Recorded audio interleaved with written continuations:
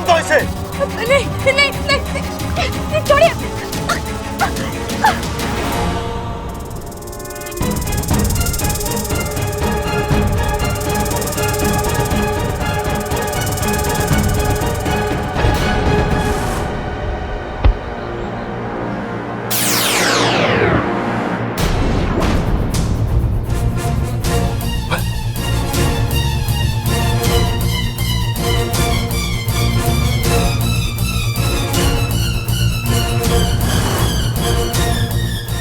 कानों में गड़बड़ थी, अब आंखों में भी हो गई है। नाक से बबल बन गया। ये कैसे हो सकता है? ना, ये ना हो सकता। मेरी आंखों को जरूर धोखा हो रहा है। अरे सब कुछ डिफेक्टिव हो गया है। नहीं भैया, ऐसा कुछ नहीं है। आपकी आंखों में कोई प्रॉब्लम नहीं है।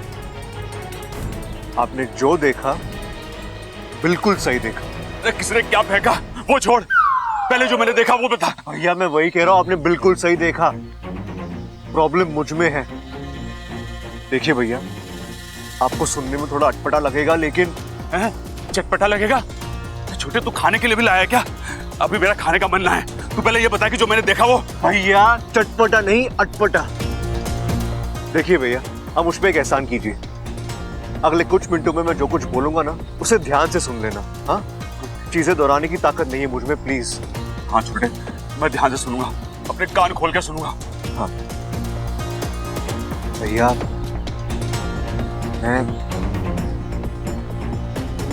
मैं अब इंसान नहीं रहा। की बात कर रहा है छोटे? तू बिल्कुल वैसा का वैसा ही है। चौक था तेरा वैसे का वैसा, तेरी कद काटी वैसे की वैसी। अरे तू 100% इंसान है छोटे। नहीं भैया, मैं सच बोल रहा हूं, मैं इंसान नहीं हूं।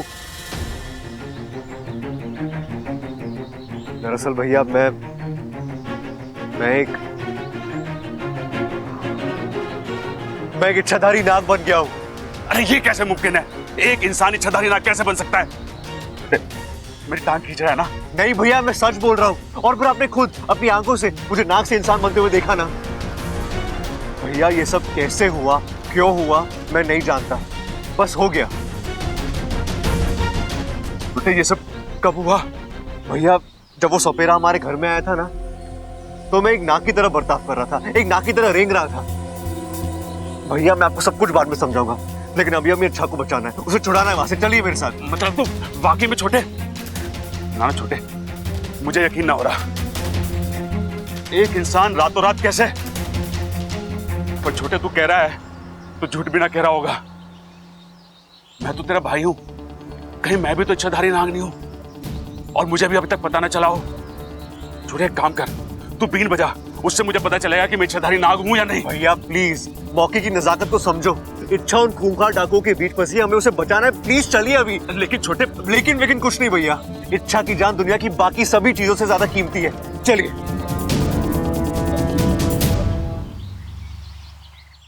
हे शिव जी, हमारे बच्चों पर रहम करना। इच्छा बबल और प्रबल को लाने गई थी, अभी तक ना आई। न कोई फोन, न कोई खबर। मुझे तो घनी चिंता हो रही, न जाने वहां क्या हो रहा होगा। गलती हो गई जो छोरी को हमने अकेले भेज दिया। सबल को भी साथ में भेजना चाहिए था।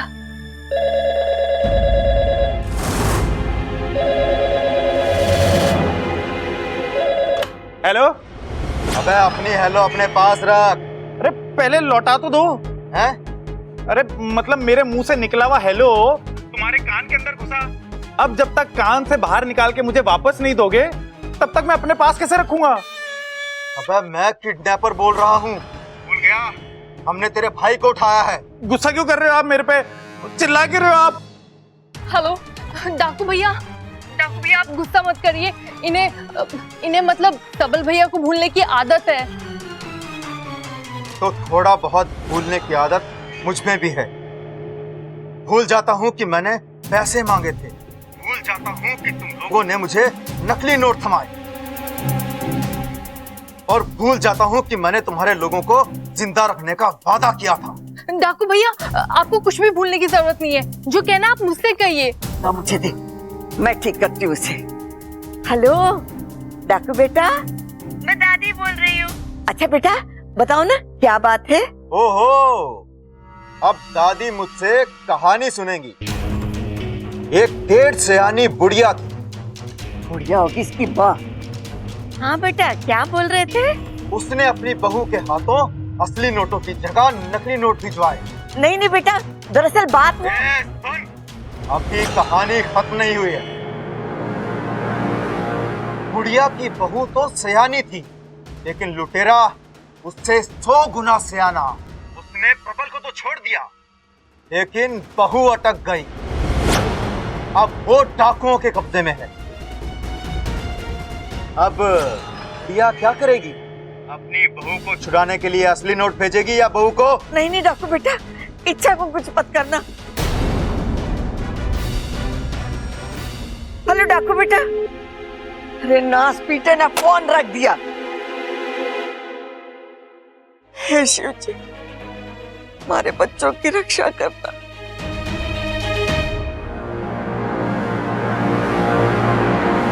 और बता छोरी, कुछ खाएगी पिएगी?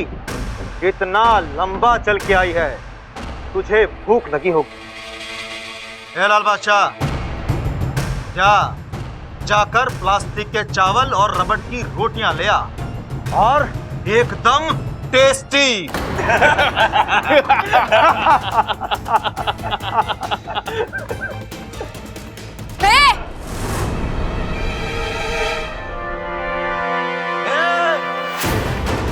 आंखें छोटी कर छोरी, तू चाहे जितनी मर्जी बड़ी आंखें कर ले, पर मैं इनमें फिट नहीं हो सकता। तूने मुझे नकली नोट दिए थे ना, मैं तुझे नकली दाल चावल खिलाऊंगा। और हाँ, तेरे वो पागलखाने ने फोन किया था। तेरे घर पर बुढ़िया से बात हुई मेरी, और उसे मैंने साफ साफ कह दिया, अगर इस बार कोई भी झांसा देने की कोशिश की तो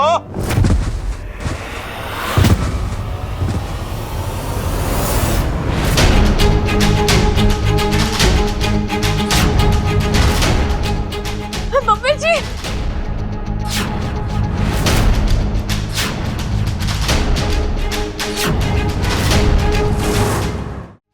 लगता है इस गोडाउन में कबूतर कुछ ज्यादा ही हो गए हैं। जिसे भी देखो उड़ के चला आता है। पकड़ लो इसे। रुक जाओ, मुझे पकड़ने की कोई जरूरत नहीं है। अरे मैं यहाँ इच्छा को छुड़ाने के लिए नहीं आया हूँ। तो क्या टूरिस्ट बनकर हमारे अड्डे की सैर करने आया है? देख क्या रहे हो? पकड़ कर बांध दो इसे। मैंने कहा ना मत पकड़ो मुझे।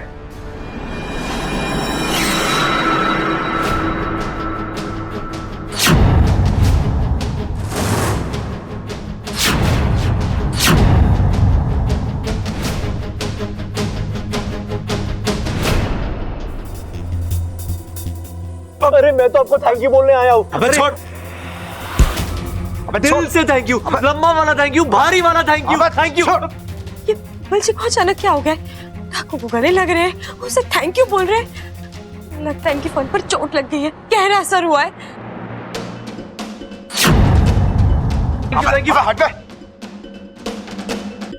वाह छोरे वाह, मुझे तो लगता था इस दुनिया का पहला और आखिरी नौटंकी बाज सिर्फ मैं ही हूँ। पर तू तो मेरा भी बाप निकला। अरे नहीं नहीं सर, आप नहीं जानते आपने मुझ पर कितना बड़ा एहसान किया है। अरे मैं तो कब से अपनी धीर से छुटकारा पाना चाहता था। कई बार कोशिश की, लेकिन कोई फायदा ही नहीं हुआ। और आज आपने मेरा वो काम भी कर दिया।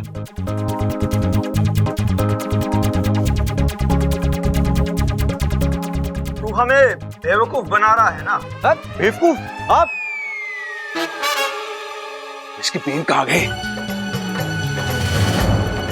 एक बात बताइए, आपकी शादी हुई है क्या? नहीं। फिर आपको क्या पता कि शादीशुदा मर्द का दर्द क्या होता है? अरे भाई साहब, जब से मेरी शादी हुई है ना, बीवी की झिकझिक से परेशान हो गया हूं मैं। आप अपने आप को दुनिया का सबसे बड़ा लुटेरा समझते हो ना? हाँ? अरे बीविया आपसे भी बड़ी लुटेरी होती है।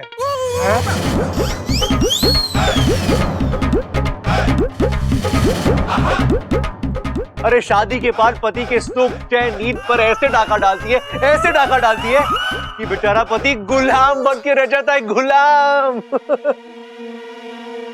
अब एक काम करना, इसको पकड़ के रखना और छोड़ना मत, हाँ? और देखना कोई रस्सी ढीली ना हो जाए। देखो देखो देखो। बबल जी आप कैसे?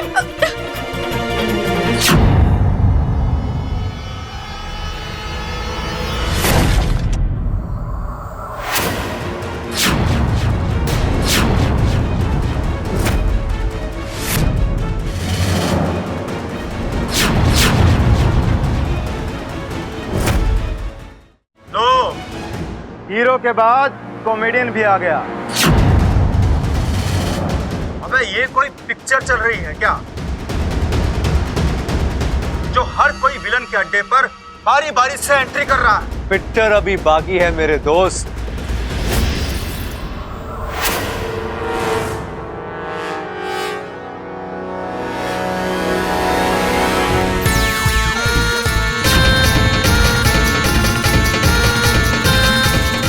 चल छोटे हटा।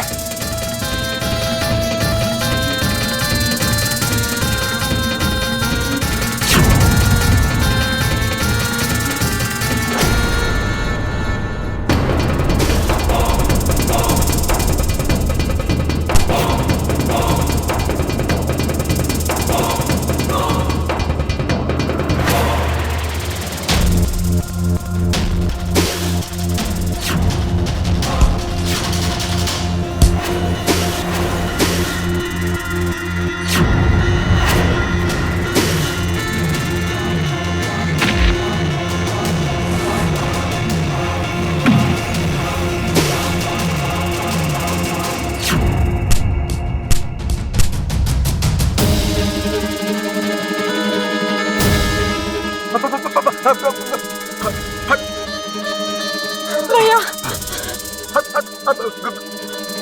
हे नाग देवता, गलती होगी, माफ कर दीजिए।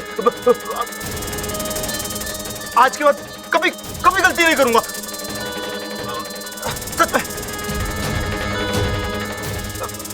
माफ कर दीजिए नाग देवता, माफ माफ माफ।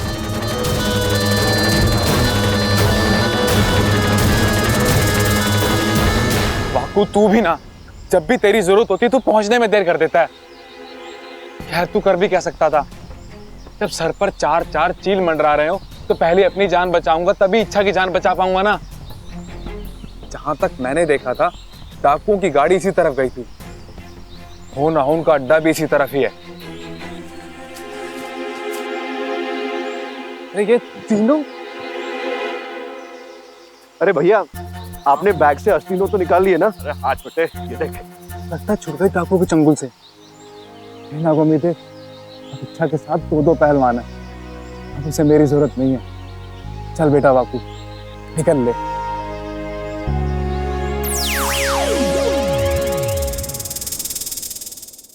एक मिनट अब प्रबल भैया को भी पता चल गया है कि आप इच्छाधारी नाग। हाँ, मैंने खुद ही ने सब कुछ बताया, मतलब मुझे बताना पड़ा। ठीक है, लेकिन प्रबल भैया आप घर वालों को मत बताइएगा। क्यों? इच्छा इतनी बड़ी बात मैं घर वालों से कैसे छुपा सकता हूँ? नहीं होगी बब्बर जी, मैं जानती हूँ ये गलत है, लेकिन पता नहीं ये सुनने के बाद वो लोग कैसे रिएक्ट करेंगे। नहीं अच्छा, वो जो भी हो, लेकिन कभी ना कभी ये बात उन्हें पता चली जाएगी, तो फिर आज क्यों नहीं? आज नहीं बब्बर जी, आप बस मुझे 24 घंटे दीजिए, उसके बाद आपको। अच्छा, और अगर 24 घंटे में ऐसा क्या होने वाला है? अच्छा अरे छोटे, इतने दिन राज रख लिया, 24 घंटे और से क्या फर्क पड़ता है? भैया मुझे भी ये राज हाल ही में पता चला है। अरे ठीक है, इच्छा जो कह रही है तो रह लेना। थैंक यू भैया, अब आप भी इस राज को राज ही रहने देना। नहीं इच्छा, मुझसे ये उम्मीद मत कर।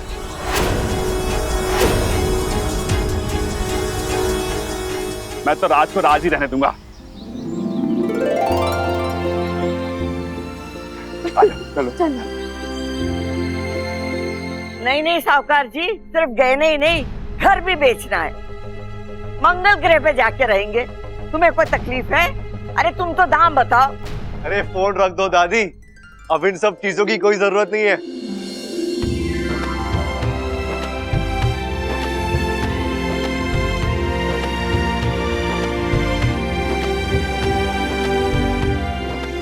शुक्र है कि तुम तीनों के तीनों वापस आ गए। प्रबल, उन डाकुओं ने तुझे बहुत मारा होगा ना? कहीं तुझे कोई चोट? अरे नाना दादी, उन्होंने तो मुझे हाथ भी ना लगाया। वो तो बस आप लोगों को डराने के लिए फालतू की आवाजें निकाल रहे थे वो। लेकिन यहाँ हम लोगों की जान निकली जा रही थी। शिव जी की कृपा है, आप लोग सही सलामत आ गए। तुम तीनों एक के बाद एक वहां फंस गए थे। हमें कितनी चिंता हो रही थी पता है? अरे अम्मा जी तो अपना पूरा घर बार सब कुछ बेच। आपके आशीर्वाद में जो दम है वो उन पापियों में कहां? आपके बच्चे सभी मुश्किलों को हरा कर वापस आ गए। मुझे पता था मेरे बच्चे बहुत बहादुर है। पहलवान खानदान की दी हुई शिक्षा कभी खाली नहीं जाएगी। डाकुओं के चंगुल से बचना बहुत हिम्मत का काम। अब चलो, तुम लोग थक गए हो, जाके आराम कर लो। हाँ दादी, लेकिन मुझे बाहर जाना है, एक काम है। छोरी, बाद में चली जाना। नहीं दादी, मुझे अभी जाना होगा। मैं यूं गई और यूं आई। अरे माँ, मुझे तुझसे एक बात पूछनी है। बोल। डोल? अरे मैं नाक थोड़ी ना हूं जो डोलूंगा। मैंने कहा बोल बेटा बोल। यहाँ ना, कमरे में चलते हैं।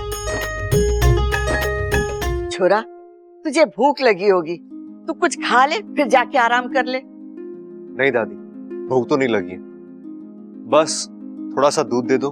दूध? दूध तो तुझे पसंद नहीं है फिर? हाँ दादी, बस आज दूध पीने की इच्छा हो रही। अच्छा ममता, जा बबल के लिए एक गिलास दूध ले आ। जी दादी जी।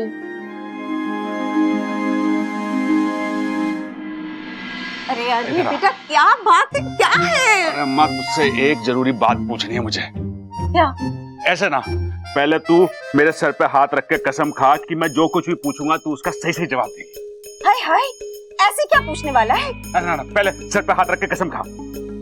अच्छा बाबा, कसम दी, अब बोल। हाँ ठीक है, अब ये बता कि मेरा जन्म कैसे हुआ था? इंसानी बच्चों की तरह तेरी कोख से पैदा हुआ था या फिर किसी अंडे से निकला था? डाकुओं ने तेरे सर पे कुछ मारा तो नहीं ना? कैसी बहकी बहकी बातें कर रहा है? पहले बता अम्मा, मुर्गी के अंडे से जैसे बच्चा निकलता मैं वैसे तो पैदा नहीं हुआ ना? नहीं मेरे लाल, तूने अंडे से नहीं, तूने मेरी कोख से जन्म लिया था। चलो ठीक है, और याद कर बबल, वो भी तेरी कोख से पैदा हुआ है या किसी अंडे से? अक्ल के अंधे, कभी तूने इंसान के बच्चे को अंडे में से निकलते हुए देखा है क्या? अरे बेटा देख, तू है सबल बबल, तुम तीनों ने मेरी कोख से ही जन्म लिया है, समझे? इसका मतलब है बबल इंसान के रूप में पैदा हुआ है और अब इंसान से इच्छाधारी नाग बन गया है। फिर तो शायद मेरे साथ भी ऐसा ही हुआ होगा, लेकिन पता कैसे चलेगा? क्या चाहता है? हॉस्पिटल की रिपोर्ट दिखाऊं तब मानेगा तू? अरे नाना, मुझे एक जरूरी काम याद आ गया, मैं अभी आता हूँ। अम्मा है आता हूँ। जरूर डाकू ने इसके सर पे कुछ मारा है, तभी ये इस तरह की हरकतें।